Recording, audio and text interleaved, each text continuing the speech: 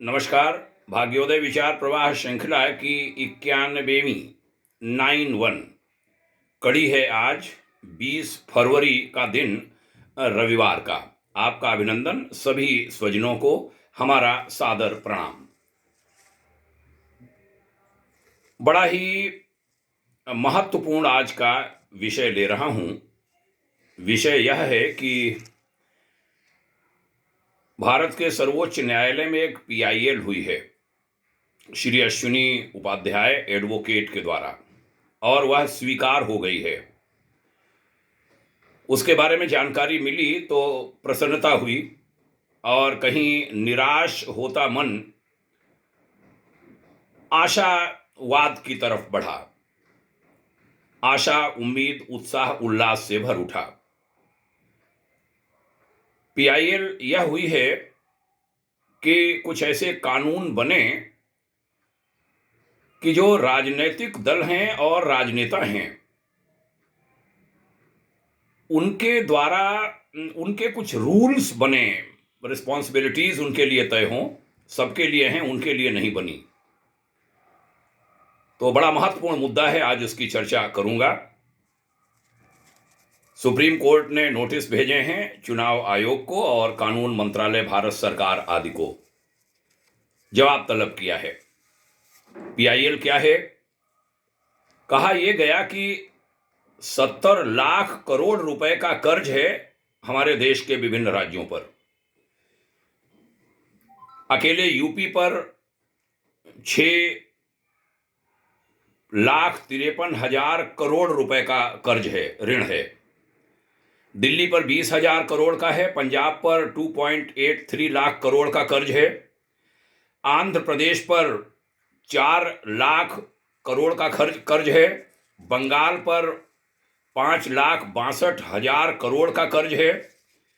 तेलंगाना पर 3.12, तमिलनाडु पर 6.5 माने 6.5 लाख करोड़ रुपए, राजस्थान पर 4.77, महाराष्ट्र पर 6,08,000 करोड़ का, मध्य प्रदेश पर 3,17,000 करोड़ का, केरल पर 3.35 लाख करोड़ का, कर्नाटक पर 4.61 लाख करोड़, हरियाणा पर 2.69 लाख करोड़ रुपए, गुजरात पर 4.02 लाख करोड़ रुपए, बिहार पर 2.46 लाख करोड़ रुपए।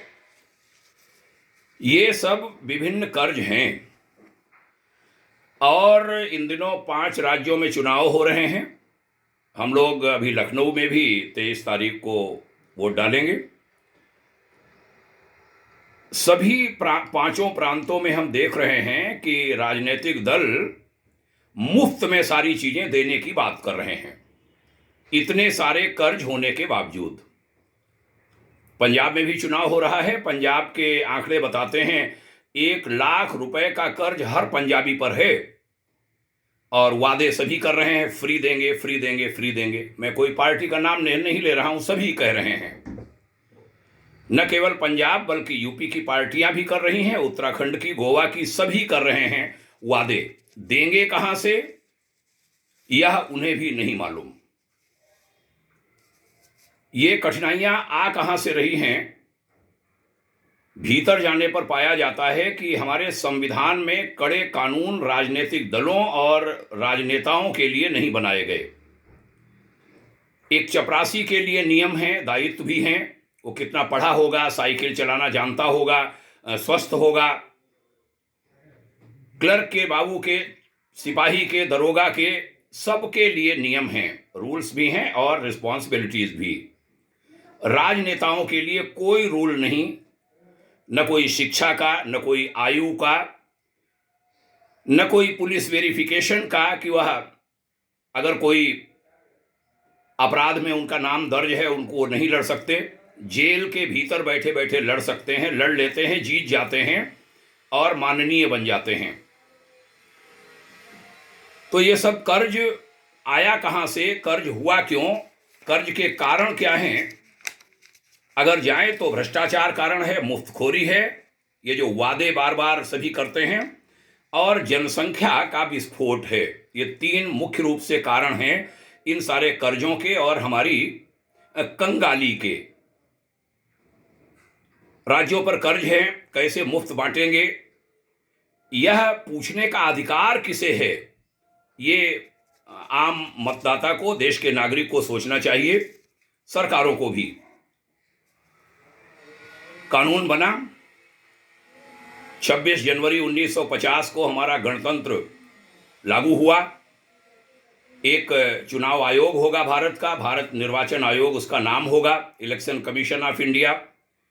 वह पार्टियों के रजिस्ट्रेशन करेगा, उनकी फंक्शनिंग क्या होगी, फंडिंग कहाँ कैसे होगी, चंदे के नियम क्या होंगे, घोषणा पत्र, वादे, मैनिफेस्टो, ये सब क्या होगा, उसका कोई रूल नहीं बनाया हमारे कानून ने। इतने बढ़िया संविधान की बात कही जाती है, उसमें इसके बारे में कानून साइलेंट है। सबकी तय हैं, इनकी नहीं तय हैं, न एमपी की, न एमएलएस की, न उनके कोई रूल, न उनके कोई दायित्व, न कोई उनकी जिम्मेदारियां। अश्विनी जी ने अभी हाल में बताया कि पीआईएल में यह भी कहा है कि रजिस्ट्रेशन का पावर अगर इलेक्शन कमीशन ऑफ इंडिया को है तो नियम बनाने का भी नियम होना चाहिए। नियम का पालन नहीं करने पर उनका रजिस्ट्रेशन कैंसिल करने का भी कोई कानून होना चाहिए। सब साइलेंट। कोई नियम तोड़े तो रजिस्ट्रेशन वापसी कैसे होगी, कोई कानून नहीं। जब कोई किसी को देने की क्षमता रखता है, वापस रख लेने की भी क्षमता रखता है। लेकिन हमारे देश में इस पर हम चुप हैं। अश्विनी बाबू कह रहे हैं कि कानून है नहीं, 75 साल के बाद भी आरटीआई के दायरे में भी सब हैं, लेकिन राजनीतिक दल उसके बाहर हैं। न्यूनतम योग्यता, अन्य चीजें बार बार कहने की आवश्यकता नहीं, सबके तय, उनके नहीं तय। कानून से चलने वाले हर व्यक्ति के लिए कानून बने हैं, दान के, पैसा लेने के, उसे रखने के, बैंक के, इनकम टैक्स के, लेकिन कानून बनाने वालों के लिए न शिक्षा का नियम और न अपराध मुक्त जीवन का, कहीं का नहीं, कहीं पर भी नहीं। अन्य अनेक मुद्दे उठाए गए हैं उस पीआईएल में। संतोष की बात यह कि माननीय सर्वोच्च न्यायालय ने, उच्चतम न्यायालय ने उसे स्वीकार कर लिया है। हमारे देश को ऐसे प्रयासों में साथ देना चाहिए। मोदी सरकार की छवि अभी ईमानदार बनी है। इस सरकार को ऐसे कानून बनाने की पहल करनी चाहिए और बहुत जल्दी करनी चाहिए, बिना कोई देर किए। उसमें सत्तासीन पार्टी के कोई लोग प्रभावित हों तो होने दीजिए। हम आध्यात्मिक और सामाजिक लोग से भी, जिन्होंने जीवन खपा दिए, उन्हें ये नियम मुंह चिढ़ाते हैं, दुखी करते हैं।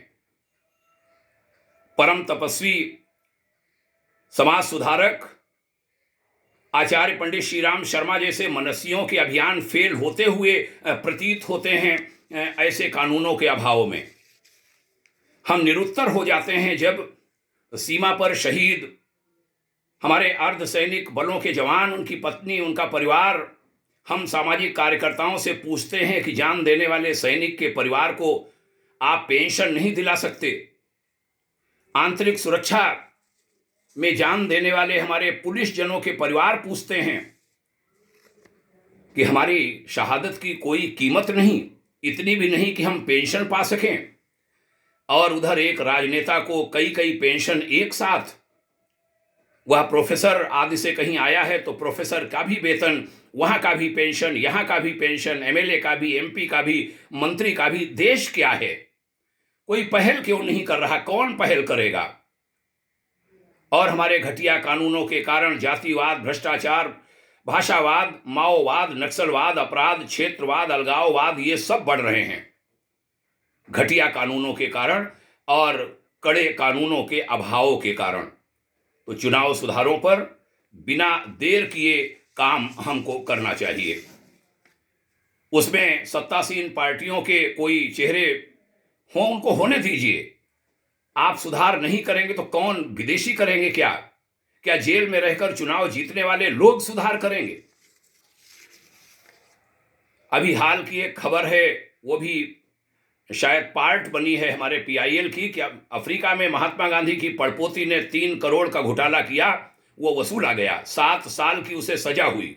और हमारे यहाँ हजारों हजार करोड़ रुपए के घोटाले हुए, किससे वसूला गया, कितनी सजा हुई, कितने घोटालेबाजों की लिस्ट बनाकर दी जाए। तेजी से विदेशों की नकल करने वाले हम भारतवासी क्यों नहीं उनके जैसे कानून बना पा रहे। कई देशों में संगीन अपराधों से भी ज्यादा कड़े कानून हैं भ्रष्टाचार के खिलाफ। उनके नियमों की हम कॉपी क्यों नहीं कर पा रहे। कुछ देशों में भ्रष्टाचार के अपराधी को 500 साल 600 साल की सजा तक का प्रावधान है, जबकि 100 साल की उम्र पाना आज मानव समाज के लिए बड़ा वरदान जैसा बन गया है। हमारे यहां घोटालेबाज कुछ महीनों में बाहर आकर माननीय और परम सम्माननीय बन जाते हैं। इस तरफ किसका ध्यान जाएगा, कौन करेगा ये सब।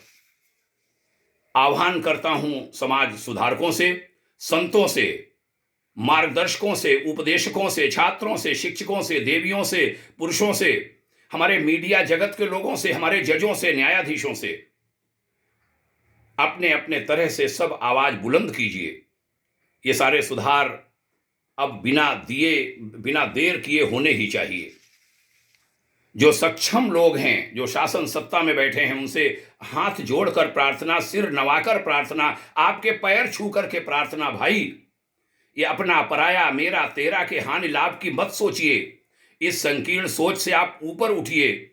देश के हित की बात सोचिए, संस्कृति के हित की बात सोचिए। इसे प्लीज मरने से बचा लीजिए। यदि हम ऐसा नहीं कर पाए तो फिर महाकाल उस व्यवस्था को अपने हाथ में ले लेंगे।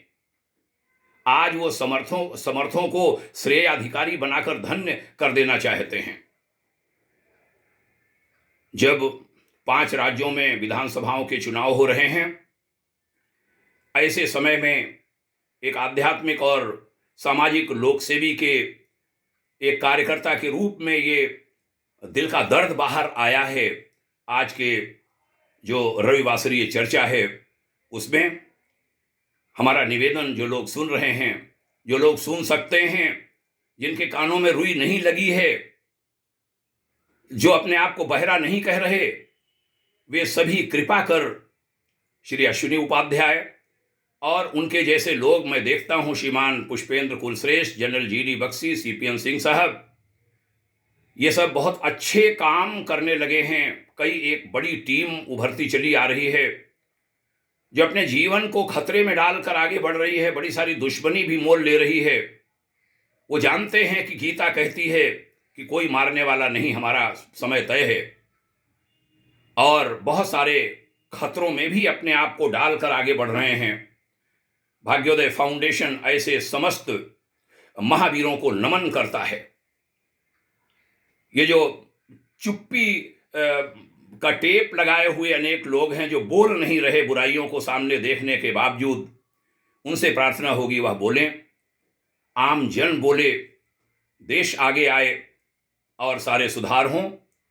ये समय सुधार का है और ये सुधार होंगे। हम नहीं करेंगे, कोई और करेगा, कोई और नहीं करेगा, ईश्वरीय व्यवस्था करा लेगी, और वो तब बड़ा मुश्किल पड़ेगा, फिर बड़ा दर्द होता है। वह कभी अपने हाथ बहुत मजबूर होकर अपने हाथ में लेता है। आपसे प्रार्थना, जिसने सुना वह इन बातों को लोगों में पहुंचाएं, इन पर टिप्पणी करें। हम कहीं गलत हों तो गलत कहिए कि आप गलत बोल रहे हैं। माननीय सर्वोच्च न्यायालय, पूरी आशा की जाती है कि बहुत निष्पक्ष भाव से पूरी बात को सुनेगा, इन नियमों को बनाएगा, देश सुधार की ओर जाएगा, बिगाड़ों से हम बच सकेंगे, हमारा देश महान बनेगा, ऊंचा उठेगा। ऐसी पूरी आशा और उम्मीद के साथ आज की चर्चा का हम समापन करते हैं। आपने यहाँ तक ध्यान से सुना, उसके लिए ढेर सारा साधुवाद। आप सभी को प्रणाम। यह क्रम चलता रहेगा जब तक हमारे वाणी है, जब तक जीवन है, तब तक यह क्रम हर रविवार को चलेगा, कोई न कोई विषय पर। उधर दैनिक आध्यात्मिक चर्चा हमारी निरंतर चल रही है, जो भी लगभग 425 दिन उसके हो रहे हैं, उसको भी हम निरंतर चलाएंगे जब तक हमारा जीवन है, वाणी है। प्रार्थना कि इन चीज़ों को आगे बढ़ाते रहिए। पुनः साधुवाद, प्रणाम, शुभकामना। जय हिंद। ओम शांति।